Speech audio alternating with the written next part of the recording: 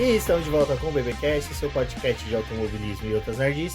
No episódio de hoje vamos falar sobre o GP da Espanha. E aqui comigo está a Débora Santos Almeida. Bem-vinda, Débora. Olá, pessoal, sejam bem-vindos a mais um episódio do Cast. E acho que assim, né? Pelo menos tá tendo alguma disputa. Exatamente, vimos um GP da Espanha bem disputado, desde a pole position até os últimos metros da corrida. Vamos falar de todo o final de semana aí do GP da Espanha, algumas notícias também fora do que aconteceu antes do GP. Mas, como sempre, eu sou o Rubio GP Neto, agradeço a todos os apoiadores, todos os ouvintes do BBcast por nos apoiar, por nos auxiliar, mas aos nossos apoiadores por participarem do nosso financiamento coletivo e contínuo do Apoies. E isso auxilia muito o nosso crescimento e desenvolvimento. Não deixem também de usar o nosso link da Amazon sempre que você for realizar alguma compra. Qualquer valor e qualquer produto, usando o nosso link, a gente recebe uma pequena comissão, mas nenhum valor é acrescentado na sua compra. Mas isso também já ajuda a gente a manter aqui o projeto. Se você não tem como apoiar a gente por meio do apoio, se contribuindo financeiramente, essa também é uma forma de auxiliar a gente. Exato. Lembrando que terça-feira teremos live, então conto com a presença de todos vocês, ouvintes. Por favor, compartilhe, auxilie o BP no seu crescimento.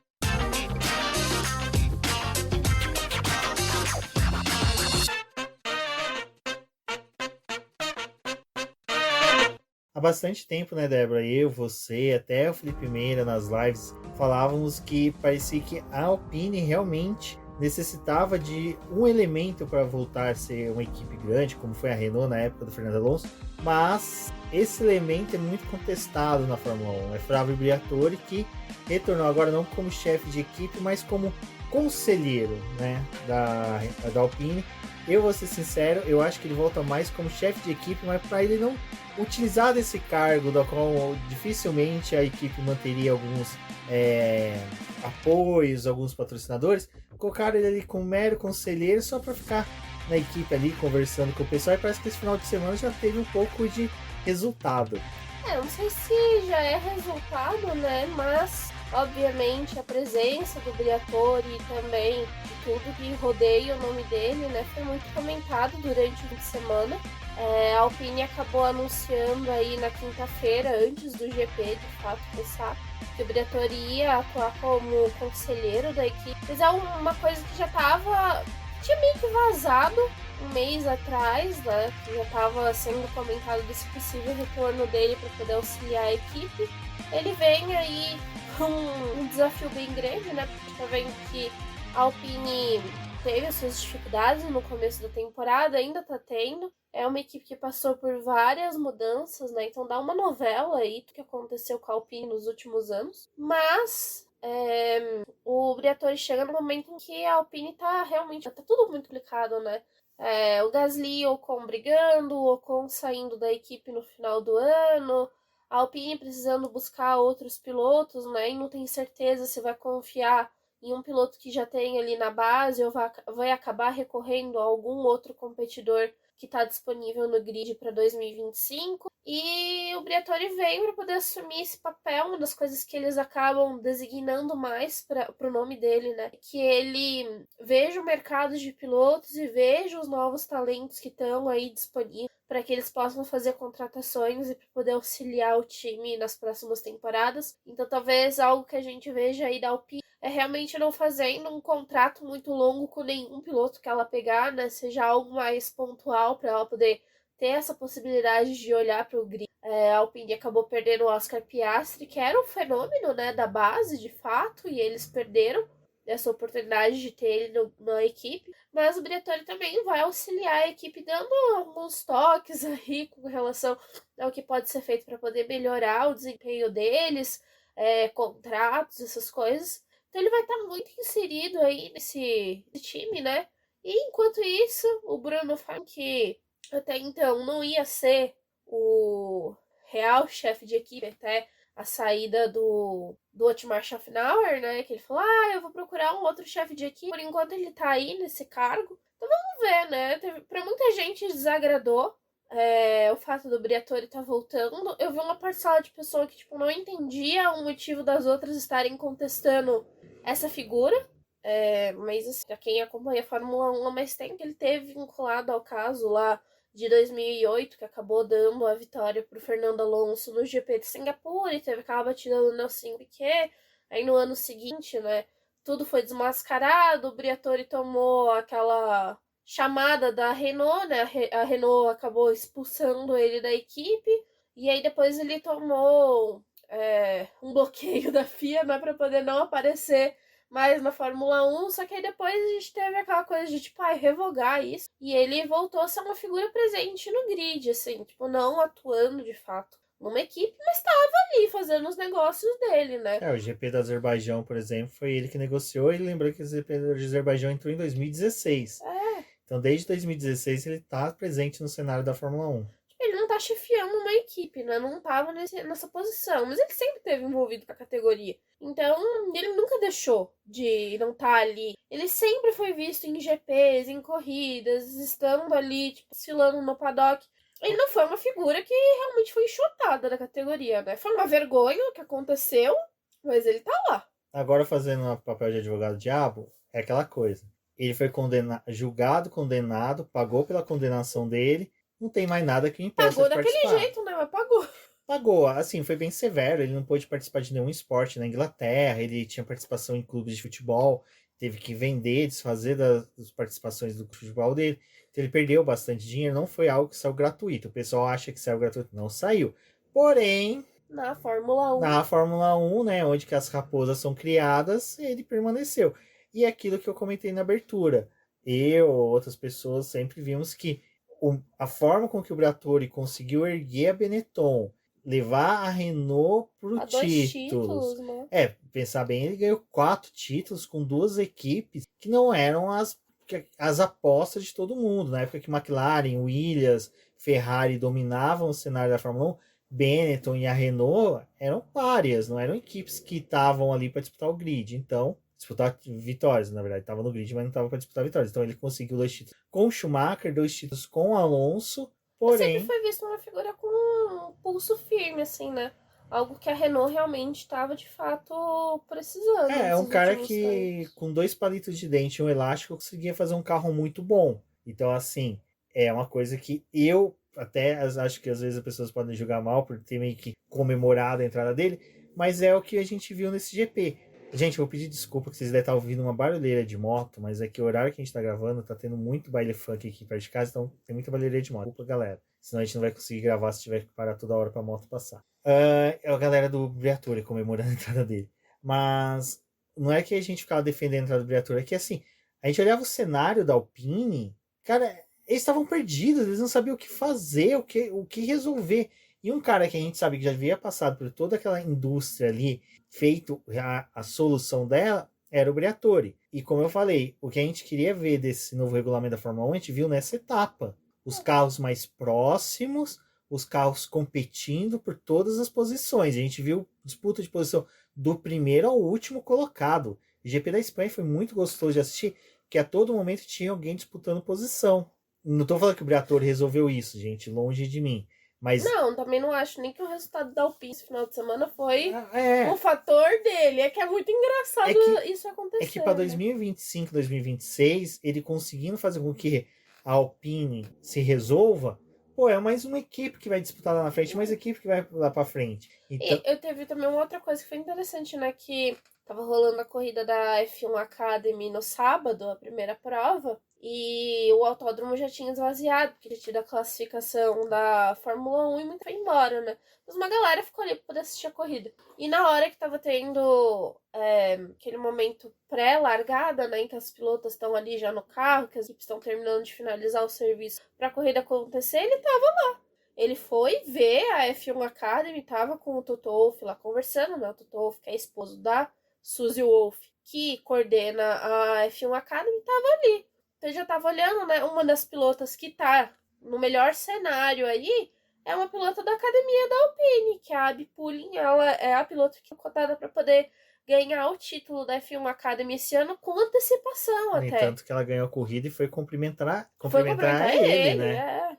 Então a gente vê, assim, é importante. Ainda mais que o cara tá ali pra poder olhar os talentos, quem sabe pra essa menina aí não é uma oportunidade, tipo, ele apoiar, né? Lembrando que o Briatore é desses. Se ele vê que, tipo, apoiar a Pulling vai trazer marketing, vai trazer Retorno. engajamento, retorno para a Alpine, eu não duvido que ele comece assim, de forma mais consistente, investir na carreira dela, para ter ela na Fórmula 1. Tipo assim, o que vocês estão fazendo? Que a menina tá ganhando o título aqui na F1 Academy, vocês não estão fazendo nada. Não tá usando isso pra marketing, nada. O que a gente pode fazer aí pra poder... Nem tanto que a menina Chloe da Haas ganhou corrida hoje, mas desde que ela tá tendo destaque na F1 Academy, a Haas tá explorando bastante a imagem dela nas redes sociais. A Alpine tá cagando. Foi o primeiro pódio, né? O primeiro pódio da Haas foi com ela.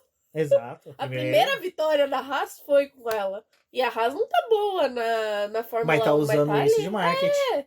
É que nem a Alpine. Tipo, os piores cenários que ela tava no começo do ano, a Abi já tinha ganhado. Tipo, explorem isso, cara. E vai lembrar que essa semana a Alpine também já falou que provavelmente não vai desenvolver o motor para 2026. Que ela vai pegar o pessoal da divisão de motores, vai focar em outras áreas de automobilismo que ela compete, provavelmente na WEC, lembrando que na WEC... Abandonou as 24 horas de lama com os 2 carros. Com os 2 carros houve abandono, né, por problemas de motor, então compensa focar no motor da WEC, que é um motor menos complexo, eles já estão trabalhando com isso há anos, e ele falou que já queria negociar com uma montadora que tem motor. Aí na hora que você vê Briatore e Toto Wolff conversando no grid, você lembra que um motor Mercedes vai sobrar a partir de 2026, quando a Honda for para a Aston Martin. A Mercedes não vai querer perder esse dinheiro de venda de um motor, vai procurar um comprador. Quem que é mais habilitado hoje é a Alpine. Então, assim, se fecha todo o mercado dentro da Fórmula 1 de motores. É uma movimentação bem interessante que a gente vê.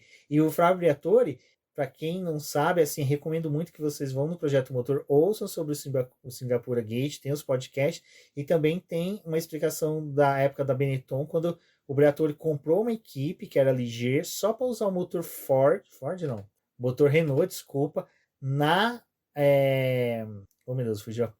Benetton, e ele usava tipo a Ligier como meio que uma mula, sabe, para experiências. Então, assim, o Briatore é um cara que já sabe fazer essas manipulações, né? Não de forma negativa, mas sabe simplesmente mover as peças a favor dele. E outra coisa que a gente pode falar de mover peças esse final de semana, né, antes de ir de fato para a corrida, foi o que a FIA fez, né, no começo da semana. Na segunda-feira foi divulgado ali um ajuste do regulamento, em que eles mudaram uma cláusula ali, né, que impedia a entrada de pilotos com menos de 18 anos na Fórmula 1. E a gente viu que isso foi feito para poder facilitar a entrada do Kimi Antonelli, né? Porque dizem as más línguas que tinha uma equipe pressionando a FIA para que ocorresse uma mudança. Outros times também estavam um pouco interessados, mas aí cada um da sua forma, né? Com as últimas coisas que surgiram. Mas a FIA foi lá e mudou o regulamento, né? Que agora diz que o piloto precisa ainda ter 18 anos para poder disputar a sua primeira corrida, mas a superlicença pode ser buscada, né, pela equipe se o piloto já tiver 17 anos de idade, habilidade, maturidade excepcional, para poder competir em carros de Fórmula ou monolugares quando receber essa superlicença aos 17 anos. E a gente sabe que toda essa movimentação é por causa do Antonelli, né? A Mercedes está tentando empurrar ele para a Fórmula 1 de alguma forma. Um jeito de testar ele até o final do ano para ver se ele tem como guiar ao lado do Russell a partir do ano que vem é se ele fosse para Williams. Então ele poderia disputar a sua primeira corrida com a Williams ali no retorno da Fórmula 1 depois das férias, que é o GP da Holanda. Ele faz aniversário no dia 25 de agosto, que é o dia da primeira corrida, que é o dia do meu aniversário também. Ele vai estar aí fazendo 18 anos, então ele poderia estar disputando o primeiro evento dele de Fórmula 1. A gente não sabe se isso de fato vai acontecer, mas tudo indica que sim. E aí até por causa dessa movimentação, né, do que tinha acontecido, esse início de rodada tripla aí, foram perguntar pro Logan Sargent o que ele tava sentindo com isso, né, o que a Williams tinha feito. Ele falou, olha, se tem uma equipe no grid que consegue fazer um piloto se sentir pressionado, é a Williams. Não, eu vou ser sincero, eu vou dar meus 2 palitos de dentes usados aqui, hoje eu tô falando bastante de palitos de dentes, sobre esse negócio. Eu achei assim, a mudança da regra, normal. Pra quem acompanha a Fórmula 1, é normalíssimo. Principalmente na hora que eu vi que o pessoal tava enchendo o saco, falando, mas na época eu quero pro Hertha, o do Hertha, eu vou ser sincero. É um negócio muito demais. Não, existe uma diferença, é que nem vestibular. O Kimi Antonelli é aquele moleque que tá querendo. Imagine que a Fórmula 1 é a USP, certo? Até muito obrigado a Tori, que se tornou recém-apoiadora do BP, é aluna da USP. Se ela estiver ouvindo, ela vai entender o que eu vou falar. E todos os demais que já tentaram uma faculdade federal vão entender. Fórmula 1 é aquela faculdade estadual federal foda pra caramba que você quer entrar. O Hertha, ele é o cara que foi pra uma Mackenzie, pra uma PUC que é particular. Aí depois que ele tá lá, ele, quero ir pra USP, mas ele não vai fazer a FUVEST, não vai prestar o vestibular que é direcionado pra USP. É a mesma coisa da Fórmula 1. O Hertha escolheu ser piloto da Indy, fez a carreira dele, a base inteira voltada pra Indy, da qual você não disputa nada para tentar ter a superlicença. Você não disputa nada que seja de campeonato homologado pela FIA, que você obtém pontos. E a FIA, para mim, desculpa, ela é muito boazinha, já reconhecer algumas coisas na Indy para você ter ponto na superlicença. Não tô desfazendo da Indy, é que eu acho que assim, a FIA tá certa em proteger o que é dela, sabe? Ela tá certíssima. É a mesma coisa de um jogador do Varjão aí, do Arrancatoco, do campeonato aí do condomínio de vocês, tentar ir para a Copa do Mundo. Ele não tá num time que é homologado pela FIFA, não tá disputando campeonatos da FIFA. Então não faz sentido ele querer ir para uma Copa do Mundo. Cara, nunca fez sentido algum o Hertha ir pra Fórmula 1. Nunca fez. Eu achei que aquilo. Vocês viram, foi uma das maiores sandices que o Zac Brown fez. Que eu achei, pra mim, de todos, foi a mais idiota que ele fez, assim, dessas coisas loucuras que ele faz às vezes. O do Palou eu achei sensacional, ele realmente tentou. O Palou tinha a pontuação necessária. O Hertha não tinha, então não justificava ter feito manipulação. Não foi o Zac Brown com o Hertha, foi a AlphaTauri, né? Não. Foi a Red Bull. Na época foi a Red Bull, eles queriam ele pro lugar do Ricardo. Ah, é? Então, corta o que eu falei do Zac Brown. Burrice do Helmut Marko. Aquele cara é um idiota, um cachorro, ser vergonha. É que eu pensei que tinha sido o Zac Brown junto com a Andretti. A Red Bull na época tava tentando o Hertha e aí não ia dar certo. Aí eles resolveram ir correr pro lado do De Vries. Que o De Vries já tinha então, os gente, pra vocês verem como na época eu tava literalmente cagando, porque quando começaram a choramingueira, mas a Fórmula 1 tá sacaneando ele, a FIA tá sacaneando, não tá sacaneando nada. Você faz uma escolha quando você é jovem, que nem o Drugo. O Drugo quer Fórmula 1, o problema é dele, ele tá colhendo os frutos de querer ir pra Fórmula 1. O Hertha quis ir pra Fórmula Indy, colheu os frutos da Fórmula Indy. Não tem por que ficar nessa de tipo, o Hertha. E até gostei que hoje o Hertha provou que ele não tem que estar na Fórmula 1, tinha que estar nem na Indy. Que olha, porque pelo amor de Deus, tá pau de virar tripa dos avessos de ruindade. Tá muito ruim até na Indy. Dito isso, quero mais que o Kimi Antonelli estreie esse ano, porque daí ano que vem aí ele vai para o Mercedes, aí eu quero ver o pau torar na Mercedes, que eu quero ver o que o Toto Wolff vai resolver dos dois pupilos dele. Que dessa vez ele vai ter dois pilotos que não tem como ficar puxando um pro lado, outro pro outro. Vai ter que resolver essa treta maligna lá dentro. E aí eu quero ver o que ele vai fazer. Não duvidaria. Bom, vamos para o final de semana em si, né, Débora? Bom, a Espanha durante muitos e muitos anos, longínquos anos, foi aí o estádio, o autódromo que recebeu a pré-temporada. Então, esse final de semana, os treinos livres, só para a gente falar rapidinho dos treinos livres, foi muito coleta de dados, né, Débora? As equipes dando, assim, utilizando, porque é a primeira pista real do circuito europeu, é uma pista mais tradicional, onde eles já têm dados do ano passado, de pré-temporadas passadas, então eles conseguem avaliar melhor os carros. É onde quem até falou que a gente vê realmente onde cada equipe estaria posicionada. Porém, a gente guarda um pouco de reservas com a Alpine, né? Foi um final de semana em que eles utilizaram ali para poder verificar os carros, algumas equipes levaram atualização, até a própria Racing Bulls foi uma das que mais levou peça desse circuito. É um traçado que eles já conhecem, que eles geralmente ficam mais ansiosos para poder, não de certa forma correr, mas para poder fazer os treinos livres. Então foi assim, sessões bem movimentadas, o pessoal fazendo teste. Até foi interessante porque os treinos livres de fato não estavam todas as equipes arrumadas, bonitinhas assim na tabela, né? Ainda tinha muita gente bagunçada ali, mas de certa forma, a Espanha mostrou o quanto que a Williams está realmente ruim, né? É uma das equipes que tem penado bastante esse ano, diferente do que foi no ano passado, em que eles tinham um pouco mais de chance para poder brigar por pontos. Também mostrou o déficit que a Sauber mesmo tem. Só que foi uma pista um pouco mais generosa com a Mercedes, que era algo que não era muito esperado, porque eles correram no fim de semana que estava mais quente. Por mais que tenha ali algumas características que são semelhantes com o Canadá, mas era uma situação diferente. E ainda assim a Mercedes surpreendeu durante os treinos livres, mostrou que tinha ritmo. Só que era aquela coisa, né? Tava todo mundo esperando para poder ver a classificação e a corrida. E eles conseguiram se posicionar à frente da Ferrari. Então é algo que dá uma dinâmica para as próximas corridas, né? E a própria Ferrari vai ter que correr um pouco atrás. E no caso da Alpine, assim, surpreendeu o fato de que a Alpine estava um pouco melhor do que todo mundo estava vendo nas últimas corridas. Eles trouxeram algumas atualizações aí nas últimas provas, se aproveitaram de algumas circunstâncias em corridas aí para poder pontuar, mas de certa forma em ritmo tá um pouco melhor do que a Aston Martin. A Aston Martin teve uma queda realmente assim bem grande de um ano para o outro e não tem conseguido se recuperar.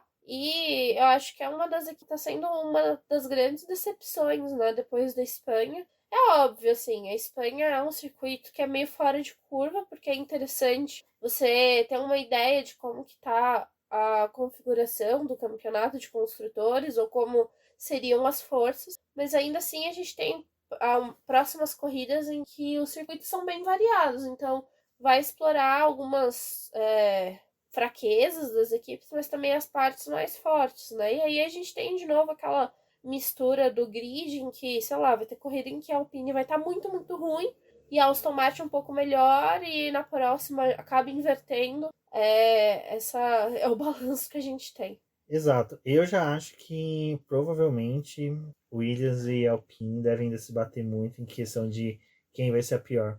Eu achei surpreendente a evolução da Sauber. A Sauber eu acho que teve um bom final de semana. Você achou?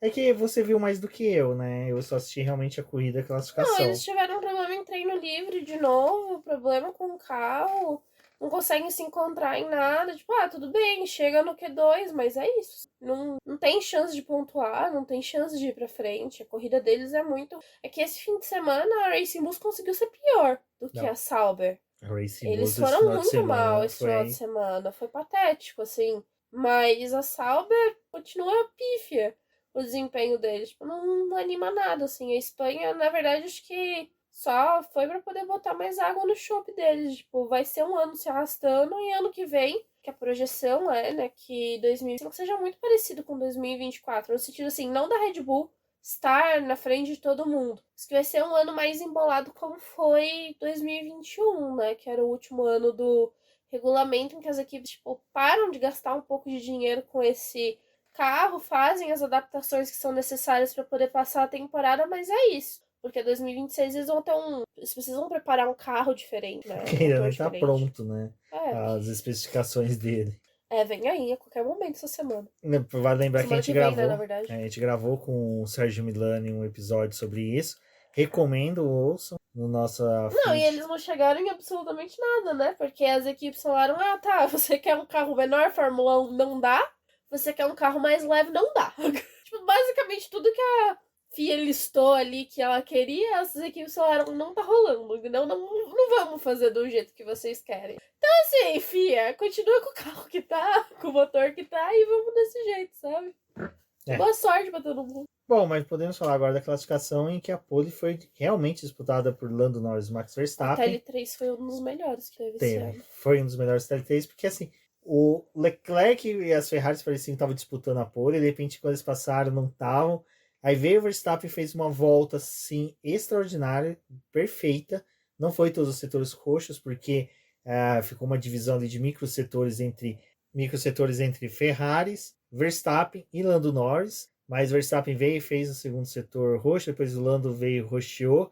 E aí ficou aquela tensão. O Lando vai conseguir fazer, tinha que fazer o último setor excepcionalmente corretíssimo, rápido, e aí ele conseguiu a pole. E foi até legal, né? Porque, pô, pra gente que Acho que foi bom que, pelo menos assim, a gente viu a evolução da pista, né? Tinha umas outras classificações aí em que a última volta não tinha graça nenhuma, porque ninguém conseguia melhorar muito tempo. E na Espanha eles conseguiram, mas acho que o que de fato surpreendeu foi o Norris e o Verstappen brigando. Que a gente sabia que ia ser uma classificação apertada pelo que a gente viu no terceiro treino livre, né?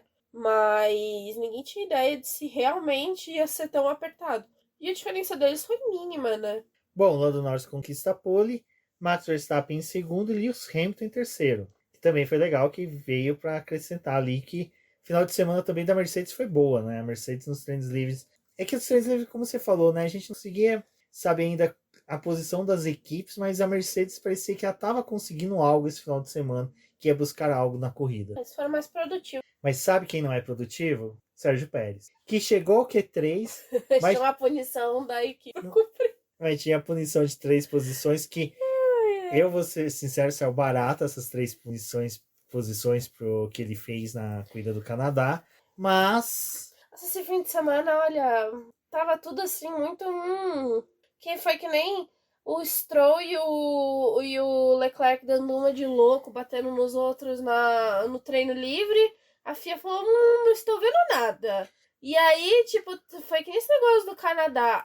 E o Pérez voltou soltando peça, não sei o quê. A mesma punição só de posição aqui no grid, um dinheirinho pra Red Bull e vida que segue. Olha.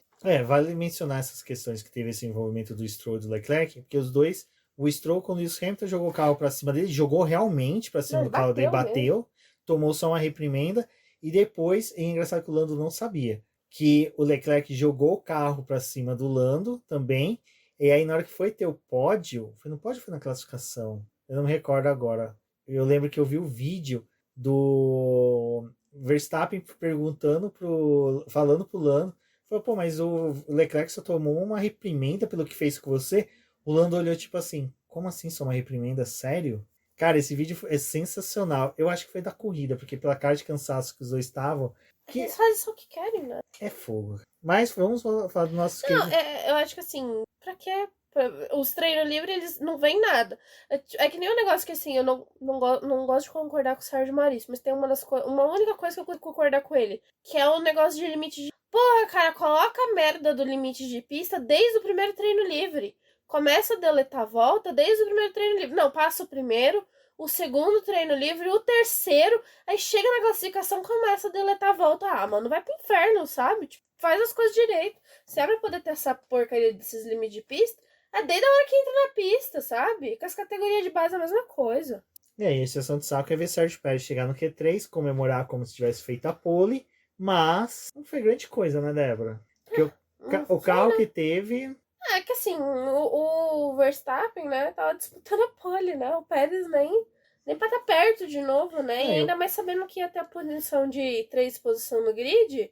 Fora que assim, o Pérez outra coisa que ele teve né? uma colher de chá, tipo, foi o Piastri, né? Que não conseguiu fazer nada no Q3. Então também já deu um boi, assim, pra ele, que tipo, assim, o Piastri ficou uma posição atrás dele, né? Ele já ia ganhar a posição do Piastri de graça. E não faz nada. Bom, e agora a gente vai pra corrida, né, Débora? Que foi uma corrida movimentada. Foi uma corrida até que ali no começo com a largada, a gente já teve o George Russell pulando de quarto para primeiro lugar. Foi uma boa largada. Foi uma largada bem, assim... É realmente aquela coisa... É uma manobra do golfinho? É uma manobra do golfinho. Porém, é aquela coisa. O Russell faz isso. Se hipoteticamente ele consegue segurar por várias voltas o Verstappen e o E a expectativa era que o Verstappen ia ter problema na corrida. E vem uma bandeira vermelha, vem alguma coisa do tipo, pô, ele tá na ponta. Então, foi assim, eu acho que pro Russell, que vinha errando muito nas últimas corridas, foi um movimento interessante para mostrar o quão piloto bom ele é, né? Acho que o Russell ganhou um pouco de confiança, né? Depois do Canadá. Acho que foi importante para ele. Mas, assim, ele tinha uma briga com o Verstappen, né? E na realidade a gente tava esperando uma disputa do Verstappen com o Norris, que ia ser algo talvez mais justo, assim, em questão de pista mesmo, do que foi com o Russell, né? O Russell não conseguiu resistir muito, foi só até a terceira volta. Depois a gente vê mais pra frente na corrida em que a briga do Russell nem foi mais, de fato, para poder ver se conseguia a vitória ou não, né? Foi mais entre o próprio companheiro de equipe e as Ferraris. Mas foi um começo legal, assim. Acabou surpreendendo o Hamilton, que é um piloto muito experiente, que acabou ficando ali atrás do Norris, né, encaixotado. O próprio Verstappen acabou herdando o segundo lugar ali, acho que quase sem entender o que tinha acontecido, porque o Norris tinha largado muito bem, mas ele também, tipo, esqueceu que tinha piloto atrás, né? É outra corrida que o pódio, o resultado final, trai o que foi a corrida. Porque a vitória, assim, o pódio final foi os 3 primeiros pilotos da classificação, onde só teve a inversão do Verstappen com o Norris, com o Hamilton também chegando em terceiro. Assim, praticamente o que se viu do primeiro até sexto lugar é o mesmo, só teve a inversão do Norris com o Hamilton, quer dizer, do Norris com o Verstappen. Porém, a corrida foi movimentada entre eles. O Hamilton disputando posição, as Ferraris disputando posição, com o Carlos Sainz dando chega para lá no Leclerc. A própria Ferrari fazendo estratégia diferente entre os dois pilotos, né? Fizeram estratégia diferente para os dois. A Mercedes também fez estratégia diferente para os dois. No caso da estratégia diferente pro Carlos Sainz foi colocar uma âncora no carro dele, né? Porque colocaram pneu duro, a gente que realmente ali... Porque eles fizeram corridas diferentes, né? Os dois estavam diferentes, então... Também, assim, acho que foi um pouco amadorismo dos próprios... No final de semana, tipo, pensarem muito em ver o que estava acontecendo com os carros, mas não pensar na própria corrida, né? Em poupar pneu, porque todo mundo foi com a coisa de, tipo, a gente só tem um pneu médio e um duro aí, e tem os macio. Só que os macio, todo mundo tava vendo que era um pneu meio que ruim. Então, a própria Ferrari botou todo mundo nessa situação. Mas eu acho que eu esperava um pouco mais da Ferrari para esse final de semana. Eu acho que realmente o que a gente viu no Canadá não foi algo assim que ficou só no Canadá. Realmente voltou para a Espanha, onde que a gerência de pneus da Ferrari não tá tão boa assim. Então nem foi gerência de pneu, na verdade, uma das coisas que o Frederic Visser falou quando a corrida acabou, que a posição hoje da Ferrari, independente do tipo de corrida que é, se é aquela corrida que tem ultrapassagem ou não, os pilotos são os maiores responsáveis de fazer uma boa volta na classificação. Então, se eles não tiverem uma boa volta na classificação para poder estar entre os 3 primeiros colocados, a Ferrari provavelmente vai ter corridas desse jeito, assim, que ela vai largar e vai basicamente terminar na mesma posição, por mais esforço que eles façam na pista em fazer troca de pneu ou brigar com alguém, porque não vai adiantar muita coisa. Bom, mas isso manteve a Ferrari fora do pódio, né? Já que a gente teve 3 equipes diferentes, a gente viu Lewis Hamilton fazer o primeiro pódio do ano numa corrida normal, sem ser uma sprint, né? Corrigindo ali nosso querido amigo Toto Wolff, que tem o costume de excluir os pódios do Lewis Hamilton nos comentários dele. Mas foi legal ver o Lewis Hamilton voltar no pódio. Foi até uma Valeu a pena ter mandado e-mail. Quem mandou e-mail pra Mercedes, valeu a pena. Continua mandando. Exatamente, tiraram. A Mercedes parou de sabotar o Lewis Hamilton. E talvez essa semana seja bom a Ferrari começar a mandar e-mail pra poder ajudar o Carlos. Mas dificilmente, né? Acho que manda um e-mail, assim, só pra gente contar. Exato, vamos Eu não vou mandar porque... Exato. Mas Lewis Hamilton chegou ao pódio, fez uma corrida excepcional. Acho que foi uma corrida bem padrão dele mesmo, onde que ficou quieto, ficou esperando, deixou o Russell esmerilhar o pneu, deixou os outros pilotos disputar a posição e ficou ali tranquilão, conduzindo o carro dele. Na última parada, colocou pneus macios, conservou quando precisou, acelerou quando precisou, não quis disputar. Superou o Russell? Exato, não quis ir atrás do Norris. Ele poderia tentar alguma coisa do tipo, poderia, mas não ia conseguir, então soube conduzir ali o carro. Ele até brincou, né, que na salinha ali pré-pod, que queria que o Norris e o Max disputassem posição para que ele pudesse chegar mais perto, mas isso não aconteceu. Como eu falei, eu acho que assim, o final de semana do Lewis Hamilton foi muito bom, liderou treino livre, fez uma boa classificação.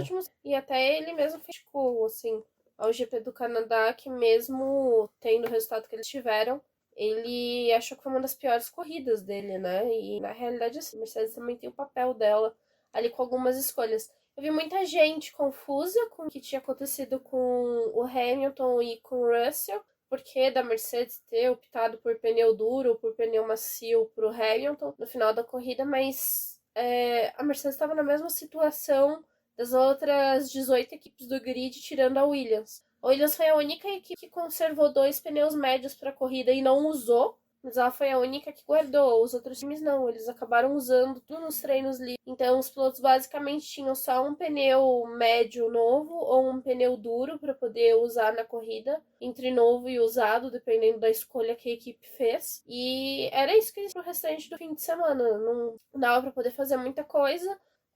Se o Hamilton parasse de novo, ele ia ter que usar ou pneu duro, que nem o Russell, ou pneu macio, como teve uma diferença ali de quantas voltas cada um parou, deu essa possibilidade dele de usar pneu macio. Só que foi isso. Tipo, se vocês quiserem saber um pouco mais, eu fiz um texto um pouco mais detalhado lá pro BP falando das estratégias que foram usadas na corrida, mas basicamente, assim, ninguém seguiu a cartilha do que a Pirelli tinha achado que seria melhor para o fim de semana. Eles optaram em fazer uma corrida com 2 paradas, mas cada um parou no momento que achou necessário ali. Não foi algo muito batidinho de quando parar, o que fazer. Dependeu muito de com quem você estava disputando na pista e o que você estava almejando ali. Se era o pódio ou se era a posição do adversário da frente. Estavam tentando brigar com essa coisa de undercut. Mas foi basicamente, tipo, teve essa movimentação do pessoal na frente do grid. Tipo, o Russell mudou as disputas dele conforme a corrida foi passando, porque a briga dele de fato não era com o Norris, se tornou uma briga com o Hamilton e com os 2 carros da Ferrari. Então, dependendo do que eles estavam ali, as equipes responderam.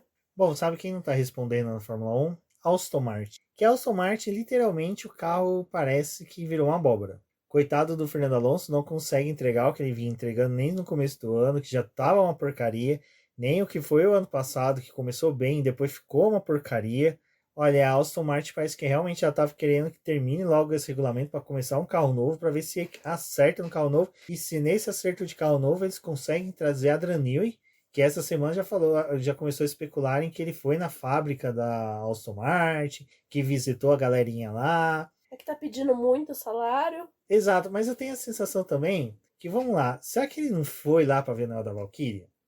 Que é o carro que é desenvolvido por ele, né? E vai, pra quem viu, né, a Aston Martin aí na última semana anunciou que vai entrar com os 2 carros já no WEC, porque ano que vem muda a regra do WEC que você obrigatoriamente precisa ter 2 carros. Algumas equipes vão ter 3, ou depende, na equipe sim não, né, mas assim, pode fornecer um terceiro carro. Quem tá pé da vida com isso não é nem a Aston Martin, que já tem, né? Tem os 2 dois carros. Quem tá pé da vida com isso é a Lamborghini, que só tem um carro. Eu acho muito interessante a equipe só ter um carro e me colocar Grosjean pra pilotar nas 24 horas de Le Mans. Isso é ter coragem. Não, eu acho muito legal o conceito do EC, porque assim, a gente tá falando de carros. A Fórmula 1 tem carro caro? Tem, porque você vai trocando peça, tudo se torna um carro extremamente caro. Mas o carro do EC é um negócio absurdo, o preço, né, de alguns. Tanto que algumas equipes não estão nem conseguindo, né? Tipo assim, ter um segundo carro, né? E além disso, o conceito do WEC de você ter o Hypercar é que ele também seja um carro de rua, né? Então você tem que vender ter tipo, uma quantidade para você vender. E tem equipe aí que não tá nem conseguindo entregar os carros que prometeu pros compradores. Eu gosto muito do WEC. Mas eu quero saber quem vai comprar aquele Corolão, né? Da Toyota, pra andar na rua. A Toyota não compraria, mas a Ferrari eu ia me sentir feliz de andar com ela na Faria Lima. Não, seria legal, seria legal. Bom, vamos lá. A Aston Martin realmente não está entregando, uma pena. Só o Stroll que realmente entrega entretenimento com a incapacidade dele de conduzir um carro em linha reta. E não comparecer para ver os poucos fãs que... Outro, né? O cara... Eu também não iria, mas você tá indo na corrida do teu companheiro de equipe. Acho que alguém foi te ver. Não, o cara tomou 2 reprimendas esse final de semana, né? Uma por não ir na sessão de autógrafo com os fãs e depois outra por jogar o carro em cima do Lewis Hamilton. Complicado, né? Ele tá capa virada esse final de semana. Exatamente. Bom, e para finalizar, temos que falar do segundo lugar do Lando Norris. Vitória do Max Verstappen não tem muito o que falar, porque... Mas acho que foi uma... Assim, foi o que eu falei até lá no Twitter, né? Muita gente concordou comigo. Por mais que chegue no final do ano e você veja a tabela e fale ali, o Verstappen ganhou essa corrida. Pô, mas se você for parar pra poder pensar, nas últimas corridas... boas. Dá pra você tirar uma ou outra coisa boa, assim, tipo, pelo menos nesse episódio a gente não teve que se esforçar pra poder encontrar coisa boa, sabe? Tipo, realmente teve coisas interessantes. Eu acho que, de fato, o ano passado foi bem ruim em questão de você ver o Verstappen, tipo, ganhando as corridas e não ter ninguém pra poder desafiar. Esse ano a Red Bull tá quebrando a cabeça com questão estratégica. Teve vários momentos ali da corrida em que, assim... A gente viu a Red Bull largando e pelo relato da equipe, o Verstappen não ia poder forçar esse carro esse final de semana. Tipo, era pra ele fazer a corrida na dele. E aí chegou um momento em que, tipo, o Norris estava andando tão rápido e a Red Bull sabe o quanto que ele tá conservando os pneus, o quanto que o jeito que o Norris mudou de guiar tá favorecendo o carro e favorecendo o time dele, o Verstappen teve que responder em pista. Então ele precisou acelerar mais do que ele deveria para não deixar o Norris chegar. E a gente vê também que, assim, a Red Bull no começo do ano, enquanto ela não era forçada pelas outras equipes, ela guardava os pneus. Você via o Verstappen terminando a corrida bem com o pneu. Agora não, tipo, ele passa algumas voltas e ele já tá reclamando do pneu. Meu pneu não tá bom, num circuito que era abrasivo, que tava com uma temperatura muito alta. Você vê o Verstappen choramingando por causa do pneu. E talvez a Red Bull precisando pensar, cara, será que vai dar pra ele fazer a prova com essas duas paradas, ou a gente vai ter que enfiar uma terceira parada aqui pra ele dar conta de terminar a corrida? Então a Red Bull tá quebrando a cabeça, o Verstappen tá quebrando a cabeça. Eu acho que, assim, talvez seja um dos melhores anos em que o Verstappen tá realmente sendo testado agora, do quanto que a capacidade dele e da forma de, tipo, realmente participar ali do jogo da equipe, porque ano passado foi muito fácil. Não, eu também concordo. Eu acho que o Verstappen, as duas últimas corridas foi desse jeito, né? Verstappen ganhou e a gente conseguiu falar sobre ele no podcast, na live, porque realmente ele tá conseguindo tá conseguindo assim. Superar. Ele tá demonstrando trabalho, uma coisa que ano passado a gente não via, ele simplesmente guiava, né? E mais um final de semana que ele terminou com menos de 5 segundos pro segundo colocado. Então, 2 assim, segundos ponto. então, é uma diferença bem pequena, aquela diferença que até o Ayrton Senna falava. A vantagem que ele tem que ter pro segundo colocado para ganhar a corrida com tranquilidade é com mais de 3 segundos. Porque se ele erra, sai da pista, O Verstappen tá é muito uma errando freada. ultimamente. Ele não era desse jeito. Ele tá bem errando. Então, é uma coisa que já começa a preocupar a Red Bull e para nós, fãs da Fórmula 1, começa a gostar, porque a possibilidade de ver outros vencedores, outros pilotos disputando a vitória é grande. Pode falar. Eu quero falar do Lando, que até ele se culpou, né? Que ele falou, pô, um erro meu ali na largada. Tipo, tá mais preocupado com o Verstappen na largada do que com, tipo, o desenvolvimento da primeira volta, né? Do chegar ali na primeira curva, custou pra ele 2 posições, porque além dele ter perdido pro Verstappen, ele perdeu pro Russell. Então, ele teve toda uma corrida desenhada de forma diferente, que ele, tipo, caiu lá pra trás, assim, foi brigar com a Ferrari, teve que ultrapassar todo mundo de novo para poder voltar para cima do Verstappen. Se ele tivesse numa briga particular só ele do Verstappen, talvez ele tivesse conseguido ganhar essa corrida, porque a McLaren ela tinha mais ritmo. Pelo menos, tipo assim, não ia ter que tirar aqueles 7 segundos que ele tinha para poder chegar no Verstappen. Mas eu vou ser sincero, eu não vejo assim como um erro dele, porque eu acho que assim, o Russell realmente foi muito excepcional, foi um ponto fora da curva na ultrapassagem dos dois. Não, eu não tô falando que. Eu tô sim. falando o que ele falou dele. Eu acho que assim, eu entendo a fala dele, mas eu entendo que é uma análise meio frouxa, porque não tinha muito o que ele fazer ali. Ele tinha que defender de 2 pilotos. Então, assim, não tinha como. Ele até, vamos pôr que ele foi até investigado por ter quase jogado o Verstappen para fora da pista, né? O Verstappen colocou 2 rodas na grama. Sim, mas só que aquela coisa. Se numa dessa a pessoa que está investigando ali aplica uma penalidade dele, acaba mais a corrida. Então não teve muito que ele fazer contra o Russell, contra o Verstappen ao mesmo tempo. Então, assim, eu acho que o Norris, o resultado que ele teve de segundo lugar, era o resultado que ele ia ter de qualquer forma. Eu acho que dificilmente durante a corrida o Verstappen não ia ganhar. Eu acho que somente uma quebra da Red Bull faria com que o Norris vencesse. O pessoal viu o pessoal falando, mas se ele tivesse largado bem, tinha conseguido ficar mais próximo do Verstappen. Eu acho que até poderia, mas eu acho que se tivesse acontecido dele ter largado bem, ter perdido só a posição pro Verstappen, ou até mesmo ter ficado em primeiro, até uma troca de pneus, alguma disputa, ter perdido a posição do Verstappen, o máximo que ele ia chegar tipo a 1 segundo do Verstappen na última volta na bandeira quadriculada. Mas pelo menos tá tendo alguma disputa. Tem os e se ele tivesse feito as primeiras voltas da corrida na frente do Verstappen? Ou, tipo, quanto que o Verstappen ia ter que tentar chegar nele e ia gastar pneu. Acho que, assim, pelo menos dá pra sonhar que tá tendo alguma isso disputa. Isso é muito bom. E até outra coisa que eu acho que, assim, pisaram muito, falando assim, a McLaren ele errou em ficar bastante tempo na pista. Cara, faz muitas corridas que a McLaren e o Lando Norris tá tendo essa estratégia dele permanecer na pista, porque ele economiza pneus, sabe o quanto que o pneu dele pode render e o quanto que ele pode apertar. A diferença do que agora a McLaren tá se valendo disso e a Red Bull não pode mais. Exato. Então, assim, eu acho que foi um final de semana muito bom para a McLaren. Eu acho que o segundo lugar do Lando Norris veio realmente assim para mostrar por que ele é o segundo colocado do campeonato. É a primeira vez que ele é vice de um campeonato. Foi bem legal. Então, assim, e tá sendo um vice dentro de uma construção não de erros dos adversários, não da incompetência como está sendo do Pérez, mas sim pelo que ele está entregando em pista. Que até eu digo, vou ser bem sincero, se esse Pérez o Pérez estivesse entregando como ele entregou em algumas corridas, sendo bom, tentando disputar o pódio, se classificando bem, ele não estava conseguindo segurar o Norris na corrida. Eu acho que o Norris teria esperado, e nem tanto que o Piastri superou ele. Então, assim, o Pérez realmente, para mim, já é uma carta fora do baralho na disputa pelo vice. Eu acho que o vice realmente. Eu acho que o Norris vai disputar o vice, vai permanecer na disputa pelo vice por um bom tempo.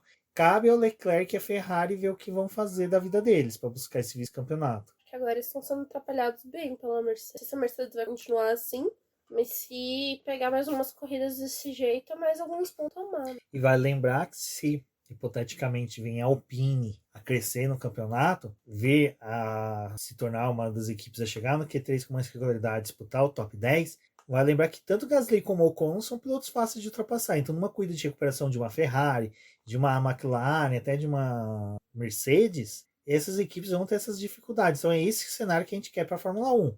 É ter disputa, ter dificuldade de um cenário do piloto chegar no pódio. Né? Hoje em dia vai ser só se disputar a vitória, você disputar o pódio, porque o pódio também tá ficando mais acirrado. Bom, pessoal, acho que é isso, né, Débora? Temos que dar a nota pra corrida. 7 bem, 7. A corrida foi movimentada, mas sei lá.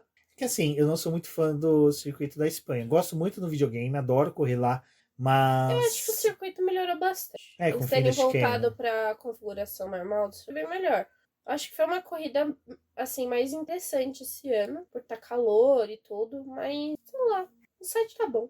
Eu também concordo com o 7. Acho que foi um final de semana bom, mas também eu acho que a nossa esperança pela chuva alimentou uma esperança muito grande e acabou não concretizando. Uma coisa até interessante de falar para quem tá no programa, né? É que tá tendo uma discussão do que vão fazer com o Barcelona. O Barcelona vai sair provavelmente do calendário, não deve mais permanecer, porque vai ser substituída a corrida da Espanha pela prova em Madrid, né?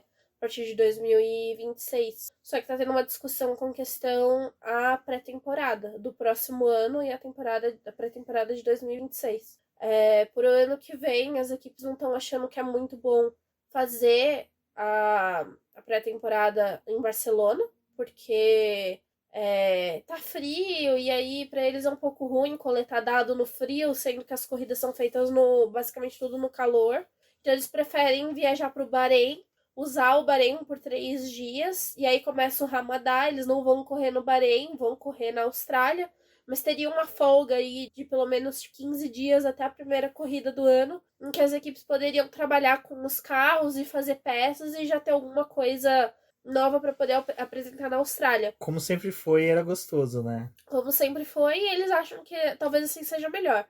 Mas para 2026... as equipes já estão querendo que a pré-temporada seja em Barcelona mesmo frio, porque as fábricas estão mais perto, né? Tudo na Europa. E eles iam conseguir fazer as peças mais rápido. Então, tipo, se algum carro apresentar problema e eles já conseguirem identificar e as equipes estarem, tipo, preparando peça nas fábricas, eles conseguem ter acesso às peças mais rápido e testar tanto o motor quanto a carenagem do carro, né? Estando em Barcelona e não no Bahrein, porque no Bahrein demora mais tempo para as peças chegarem. Então tá tendo essa briga, né, do que vai ser feito com Barcelona. Barcelona talvez não fique pro calendário, para tipo, ter 2 corridas na Espanha, porque não faz muito sentido ter 2 corridas na Espanha, ter país que não tem corrida ali na Europa, né? Mas Barcelona ainda deve ser a favorita para alguns testes de pré-temporada, algumas verificações. Para a Pirelli é um circuito muito importante. Eles gostam de manter as equipes utilizando Barcelona para poder fazer a avaliação dos pneus, e para a Pirelli também vai ser importante a preparação dos pneus para 2026. Está tendo até a discussão de se vão introduzir um novo pneu para poder ter uma gama mais ampla ou não. Então tá, assim, Barcelona pode não ser o circuito mais interessante para corrida, deu uma melhorada, mas é isso aí que a gente tem para poder ver de Barcelona. Mas acho que o mais legal é as equipes ainda pegadas ao circuito para tipo, não tem como a gente negociar uma pré-temporada, mas não esse ano, não sei o que. É isso, é divertido, assim, talvez quando sair de fato do calendário seja um circuito mais aproveitado para testes. Mas eu vou ser sincero, pelo circuito de rua que vai ser lá em Madrid. Fica com É melhor Barcelona. ficar com Barcelona. Melhor voltar pra Jerez. Não, pelo amor de Deus, Jerez também era. Não, volta pra Jerez. Jerez também era complicado. Pessoal, é isso. Agradecer a todo mundo que ouviu o BBcast até por aqui. Foi um programa rápido porque serão 3 semanas de Fórmula 1, 3 semanas de gravação, 3 semanas de live. Obrigada, Domenica. Então a gente não Nossa, quer exaurir tudo querida. agora. Vamos falar um pouquinho na live de terça. E aí, semana que vem, voltamos com o BBcast do GP da Áustria. Onde que vai ser? Eu acho que vai ser legal. Eu acho que vai ser legal. Muito carro quebra ali, então é interessante. O Fernando Alonso já falou pra ele. Não tem esperança com o Aston Martin lá, que vai ser muito também. Lá vai ser pior. Diz o Alonso. O Alonso falou que tem esperanças. Então é isso, pessoal. Vamos seguir sem esperanças para o Aston Martin, mas uma esperança que seja uma corrida boa. Eu sou o BGP Neto, agradeço a todo mundo que ouviu até aqui. Um forte abraço e até a próxima. Até a próxima.